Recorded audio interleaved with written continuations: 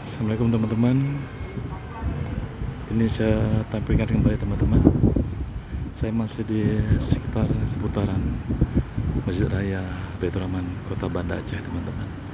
Ini saya tampilkan menara Masjid Raya Kota Banda Aceh, Masjid Raya Baitur Rahman, Kota Banda Aceh.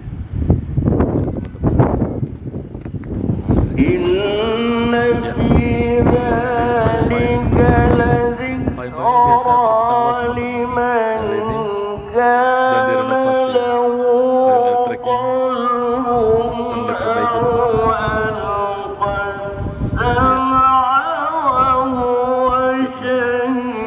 Itu ada suara teringat suara ngaji teman-teman.